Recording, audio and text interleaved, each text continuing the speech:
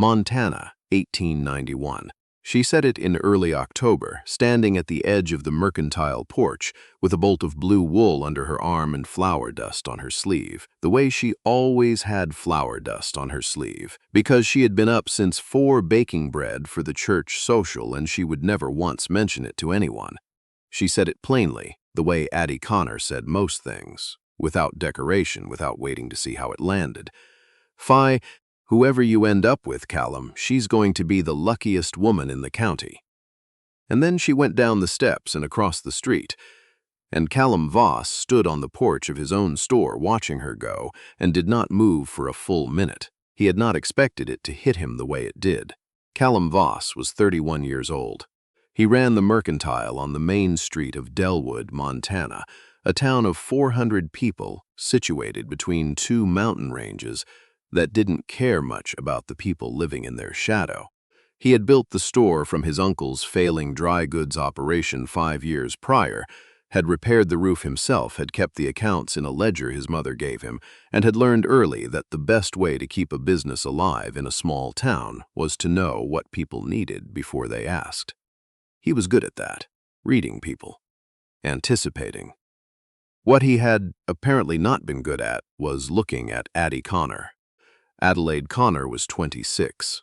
She had come to Dellwood 4 years ago with her father, who had since passed, and her younger brother, who had stayed.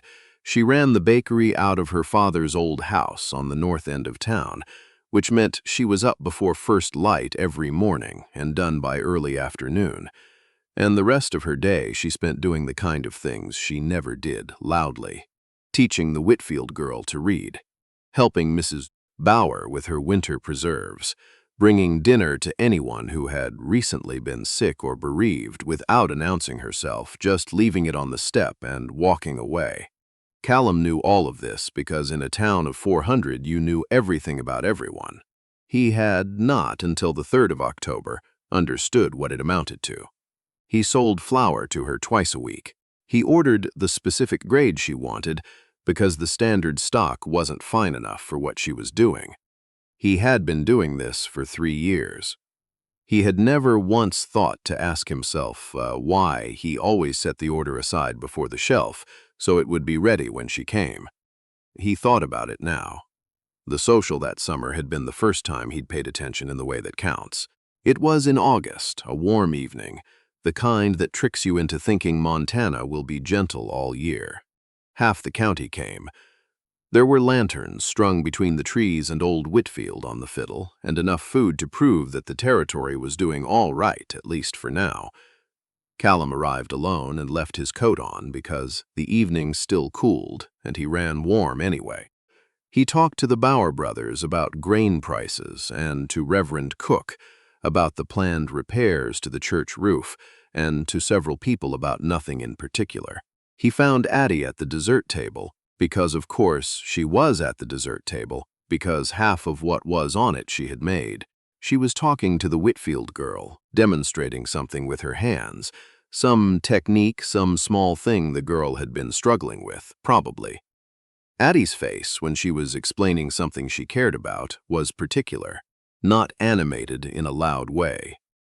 Just present, as if whatever she was saying was the only thing happening in the world and you were lucky to be hearing it. Callum watched this from the other side of the table and thought, with a clarity that startled him, that she was the most capable person he knew. Not the most beautiful, not the most charming, the most capable. And then, standing there holding a piece of cake he hadn't started eating, he realized that to him, right now, this was the same thing. He spent the rest of the evening finding reasons to be nearby without being obvious about it. He was aware even then that he was not being subtle. The widow Halverson caught his eye from across the gathering with an expression that said she had noticed. He looked away. He went home earlier than usual. That night he did not sleep for a long time.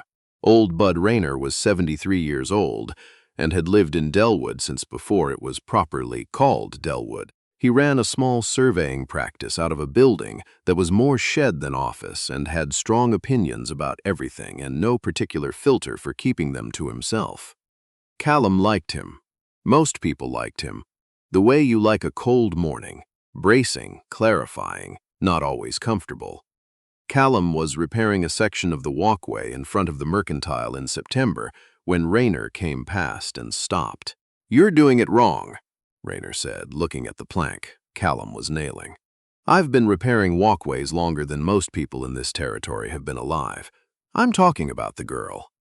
Callum looked up at him. "She brings you bread," Rayner said. "Real bread. Not social bread, the kind she makes when she thinks someone needs it. You think she brings that to everyone." Callum didn't answer immediately.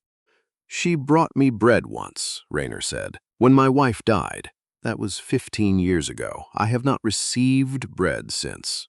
"You get it once a week." He looked at Callum with the expression of a man waiting for arithmetic to be completed. "Think about that." He walked on without waiting for a response. Callum sat on the walkway for several minutes after he left, hammer in hand, not hammering anything. The bread had been coming for 2 years. He had accepted it the way you accept weather, something that simply occurred. He had thanked her each time. He had not once thought to ask himself what it meant that she came, specifically, to him. There was the Halverson widow, whose husband had passed around the same time Addie had started bringing the bread. There was the Kimball family, who had hard years regularly. There were half a dozen people in Dellwood whose lives were harder than Callum's by any measure, and Addie helped all of them. He knew that. But Rayner was right. She did not bring them bread weekly. She brought them bread when they needed it. And Callum, who was doing fine, who had a working business and a sound roof and enough to eat, had been receiving bread every single week for 2 years. He thought about this carefully, the way he thought about inventory, methodically, honestly. When he was done thinking, he sat with what he'd figured out for a while, the way you sit with a new piece of information before you know what to do with it. And then October came, and she said that thing on the porch, and something in him that had been waiting without knowing it was waiting, finally understood what it had been waiting for. There was a problem, and it was not a small one. Callum had been engaged once. 7 years ago, in the early months of the territory, before Dellwood had become what it was. Her name was Caroline Marsh, and she had been lovely and bright and completely wrong for the life he'd been building, though he hadn't seen it until she had. She had gone east the following spring to a cousin in Cincinnati and sent him a polite letter from there explaining that she was sorry and that she hoped he would understand he had understood. He had also quietly concluded that he was the kind of man who was better at understanding things after they were already over than while they were still possible. He had not tried again. 7 years. He had told himself this was practicality. You run a business alone. You don't have time. The right circumstances haven't arrived. He believed this right up until October 3rd, standing on a porch watching Adelaide Conner cross the street, when he understood clearly that what he'd actually been doing was not trying. There is a difference between a man who has not found the right person and a man who has been standing in front of the right person for 3 years setting aside her flower order before the shelf. Callum Voss was slow. He knew this about himself. He had always known it, actually. He was thorough.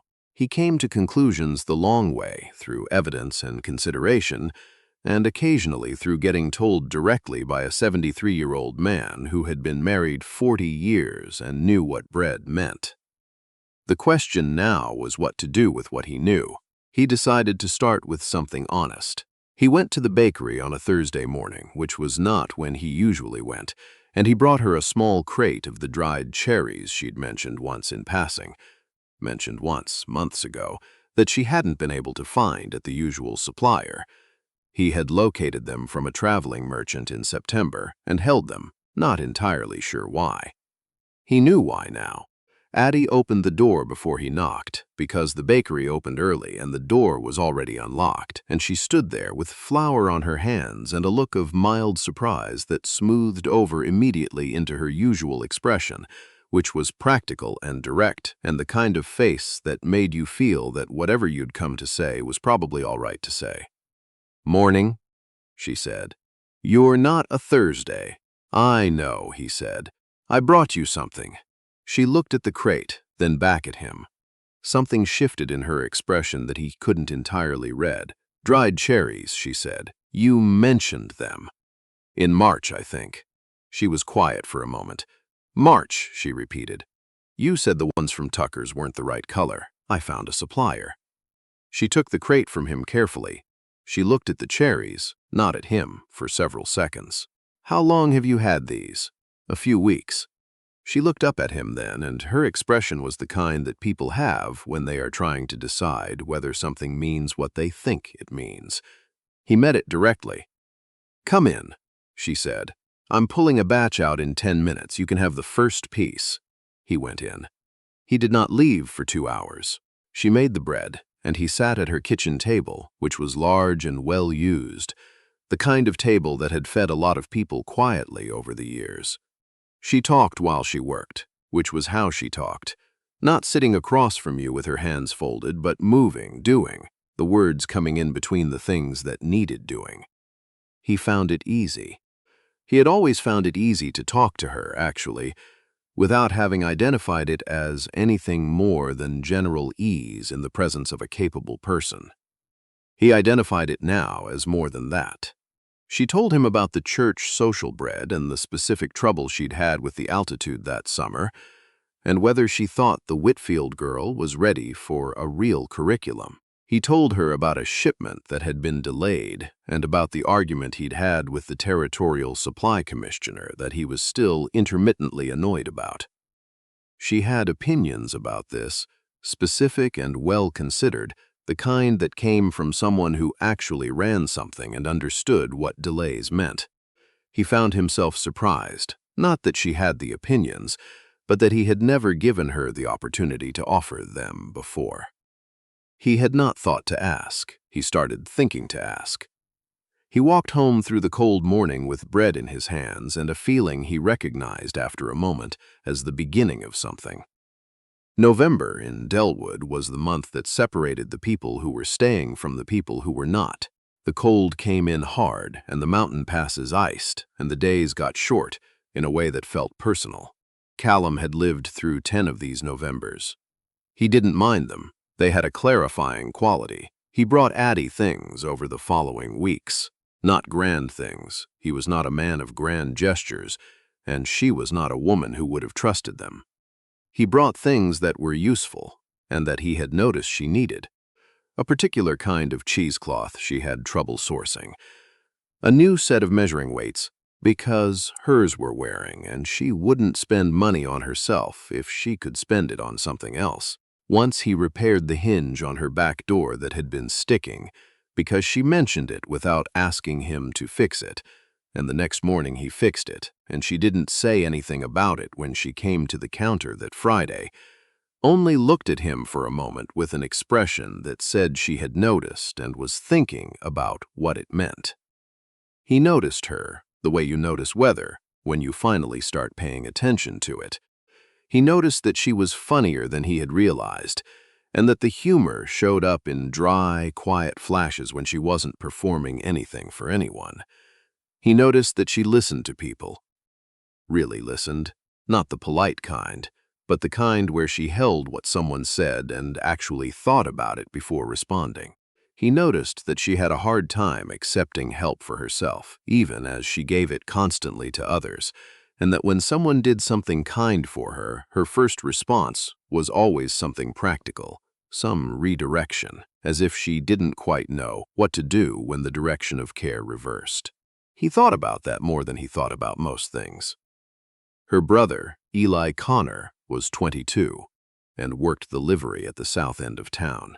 He was good-natured and easy to talk to, and had the particular frankness of a young man who had grown up watching his sister quietly do everything, and was in the habit of saying what he thought because she never did.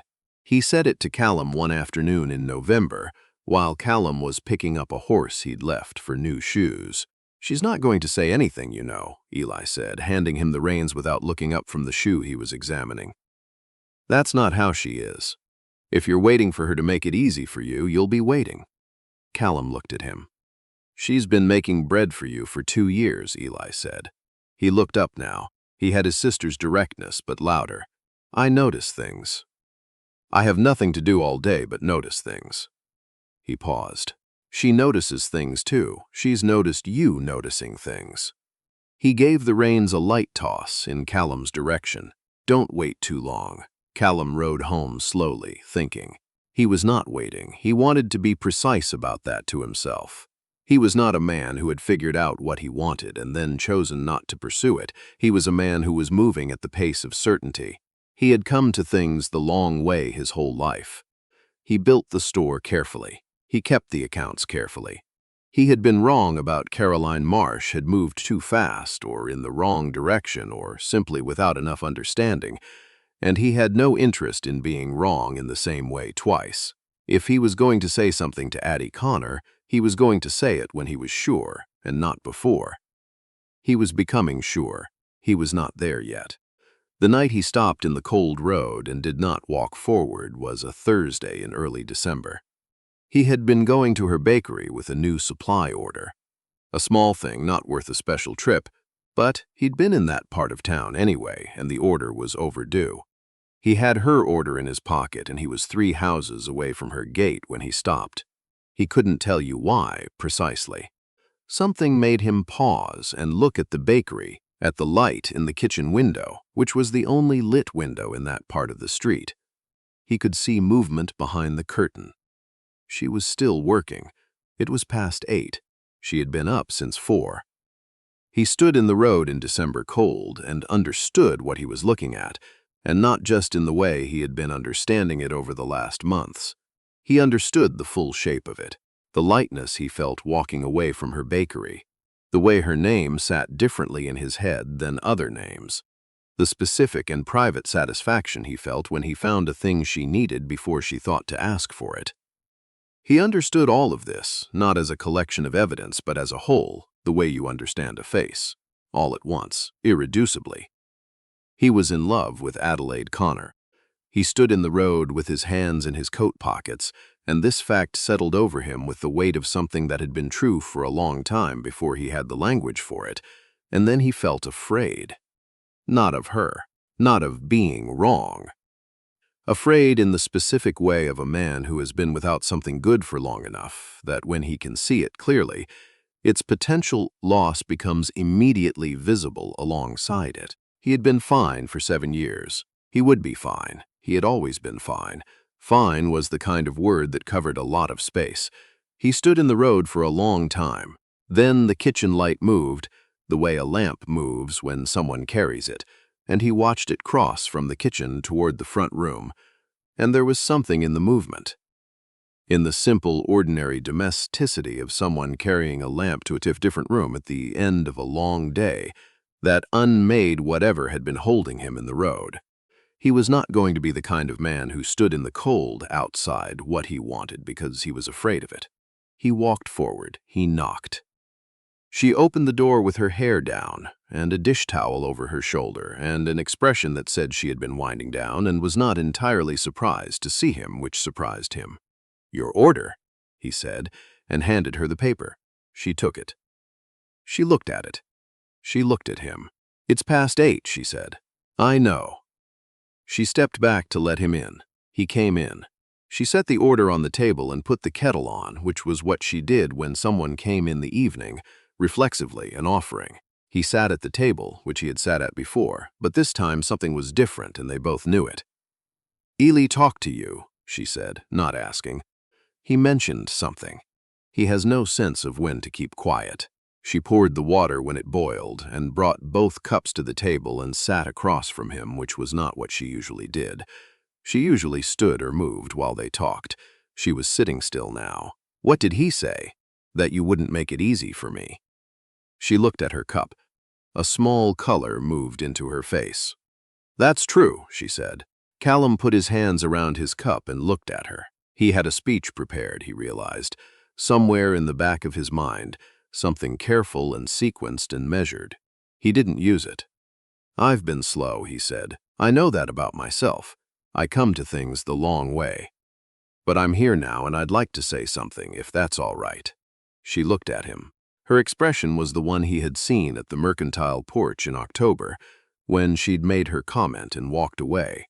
Something open in it, and something that had been waiting for a long time. "All right," she said. "I noticed what the bread meant," he said. "About 6 months too late, probably. I noticed the cherries and the flower order, and every conversation we've had in this kitchen. I noticed everything, and I took my time because I didn't want to be wrong about it. I don't want to be wrong about this." He paused. "I'm not wrong about this." She was quiet for a moment. She turned her cup in her hands. Outside, the December wind came and went against the house, and the lamp between them made its steady light. "You're not wrong," she said finally. Her voice was even, but her eyes were not. "You're about 8 months behind where I was, but you're not wrong." He laughed. He hadn't expected to. She smiled at this, the full one, the one she didn't offer easily. "I'd like to come calling on you," he said. "Properly, I'd like to talk to Eli." He paused. "He seems to have opinions about the situation regardless, but I'd rather ask." "He'll say yes immediately and probably shake your hand too hard," she said. "I figured." She looked at him across the table, and something in her settled, the way you can see a thing settle in a person, something that had been held carefully for a long time being quietly released. "You could have said something in August," she said. She wasn't reproaching him. She was simply noting it the way she noted most things, factually. "I know. I spent September thinking I'd been wrong about what I thought I knew. You weren't wrong." "I know that now." She picked up her cup. "Don't take 8 months onto anything again. I'm not particularly patient. You're extremely patient." "With bread dough," she said, "not with men who come to conclusions slowly." He went to the livery the next morning. Eli did say yes immediately, and he did shake his hand too hard, and he also said, with great satisfaction, "I told you not to wait too long," as if he had been personally responsible for the outcome which Callum supposed, in some small way, he had. He came to the bakery for supper that week, and the week after, and the week after that. They talked about the things that mattered and the things that didn't, and Callum discovered what he should have known earlier. Adelaide Conner was the person he found easiest to be honest with, not because she was soft about hard things. The opposite. She didn't let you be vague about what you meant. She asked you what you meant, plainly, and waited for you to figure out how to say it. He found this clarifying rather than uncomfortable. He found he had a lot of things he'd never said out loud, and that saying them to her felt less like exposure and more like setting something down. She told him, one evening in January, that she had almost not said anything in October, that she had made the comment on the porch. "Whoever you end up with, Callum, she's going to be the luckiest woman in the county, partly out of honesty and partly out of the private certainty that if he was going to figure it out, he would have to be given something to work with." "I wasn't going to say it twice," she said. "That was the one time. If you hadn't done anything with it, I was going to find a way to put it away and stop hoping." He looked at her steadily. "And then what?" She was quiet for a moment, "and then I would have been fine. I'm always fine." A pause. "I'm better than fine now." He proposed in February, at the bakery, at the kitchen table, which was exactly right because that was where everything true between them had been said. He did not have an elaborate setting in mind. He had his grandmother's ring in his coat pocket, where it had been for 3 weeks, and he had the words, and he had the certainty he'd been building since October, solid as the floor he was sitting on. He told her what he meant plainly, the way she had taught him to, that he was slow and she already knew it, that he had come to this the long way through evidence and bread and dried cherries in October and a kitchen lamp moving through a window in December, and that he had arrived here completely sure, that he wanted to build something with her, a home, a life, the practical and the daily of it, the good years and the hard ones, the flower-dusted mornings and the December cold, and all the ordinary particular days that added up to something worth having. She said yes before he finished. He had thought she might. He put his grandmother's ring on her finger at the kitchen table in February in Dellwood, Montana, and she looked at it for a moment with the particular expression she had when she was holding something important carefully. Then she looked up at him. "You took your time," she said. I got there. You did. She looked at the ring again, then back at him. We're going to be fine, you know. Better than fine. She smiled. Better than fine. They married in April, when the mud dried out and the passes cleared, and the town could properly gather. Half of Dellwood came. Eli stood beside Callum and did not cry, though he came close, which Callum did not mention and which Eli would have denied. The widow Halverson sat in the third row with an expression of complete satisfaction, as if the outcome had been obvious for years, which Callum suspected it had been, to everyone but himself. Addie wore a dress her friend had helped her make, pale gray with small pearl buttons, clean and without excess. She walked to him with Eli on her arm, and her face entirely certain, the expression of a woman who has known something for a long time and is watching it finally become true. Callum thought, standing there waiting for her, that he had been a fool for 7 years, and a slower fool for the 3 after that, and that he intended to spend a significant portion of the rest of his life making up the difference. They said their vows looking at each other, not the room. They danced that night on the grass behind the church until the cold came in, and Addie said her feet hurt and she was going home, which was the Voss house now, which had a new shelf in the kitchen, where Callum had put it in February without telling her, at exactly the height she would need, for exactly the things she would put there. She saw it when they got home and stood in the kitchen for a moment without saying anything. You measured for that, she said. I did. When? January. When you told me what the kitchen at your father's house was like when you were growing up. The shelf height. She turned around and looked at him in a way that was not about the shelf, in the same way that the window had not been about the window. You remembered that. I remember what you say. She crossed the kitchen and took his hand, and he thought of all the times she had stood in this town doing the things that needed doing, without anyone setting aside what she needed in advance, all the bread delivered and the hinges fixed for others, and the particular grade of flour ordered and never once asked for. There was a specific kind of loneliness in being the person who takes care of things. He had not understood, not fully, until he started paying attention to what her face did when someone did something specifically for her. It did this. It went still for a moment, like a person who was not used to being surprised in a good direction. And then it became the thing it was underneath all the practicality and competence and that dry, quiet humor, open and grateful and a little bit undone. Thank you, she said. 3 words. She didn't dress it up. He understood that she was not thanking him for the shelf. He was thanking her too. He didn't say it. She already knew.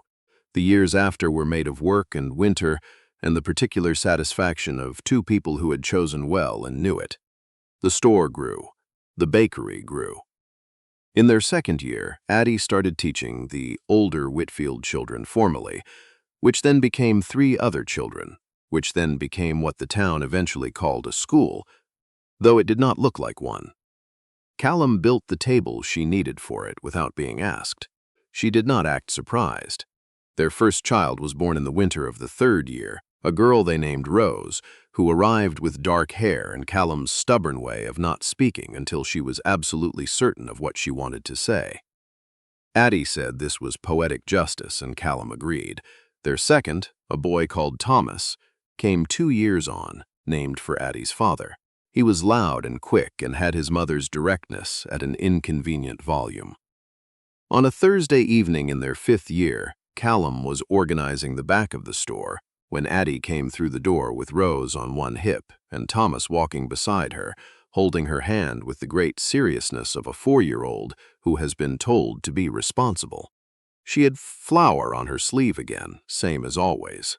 He watched them come up the main aisle and thought about the porch, in October 6 years ago, and the things she had said. She found him in the back. She set Rose down and let Thomas run to the barrel of penny candy he was not supposed to have without asking, which he always did regardless, which was a battle no one had won. She looked at Callum with the direct, easy look she always had. Bread's ready, she said. I heard, he said. He had not heard. She had not announced it. He always knew because he had always paid attention. She tilted her head slightly. She knew this too. She reached out and brushed flour off his shoulder that wasn't there the way she did sometimes, and it was never about the flour. "You know what I was thinking about today," she said. "What?" "What I said to you on the Halverson porch that first October, that whoever you ended up with would be the luckiest woman in the county." He looked at her. "I remember. I was right," she said. "She is very lucky." He held her look. "I'm the lucky one. We're both lucky." She picked up Rose again, who had found her way back and was reaching. "We're both very lucky," he agreed. He was the kind of man who came to conclusions the long way, but when he got there, he held them completely. He stood in the back of the store in Dellwood, Montana, in the November of his 5th married year, with flour he hadn't put there on his shoulder, and his daughter's hand now once pulling on his sleeve and his son elbow-deep in the penny candy, and his wife watching him with the particular look she had only for him, and understood that the only thing he had ever been too slow about was the most important one. He had gotten there, later than he should have, exactly when he was supposed to. Most of us have stood at the edge of something good and talked ourselves into waiting. We call it prudence. We call it not being ready. We call it waiting for the right moment, when what we mean is we are afraid that wanting it directly makes losing it possible. Callum stood in a cold road in December and understood this about himself, and walked forward anyway. That's the whole of it. The rest was just the particular beauty of showing up consistently for someone who had been showing up for you all along, and finally having the sense to see it clearly. Don't stand in the road too long. The lamp is moving. Someone is carrying it to a different room. Walk toward the light.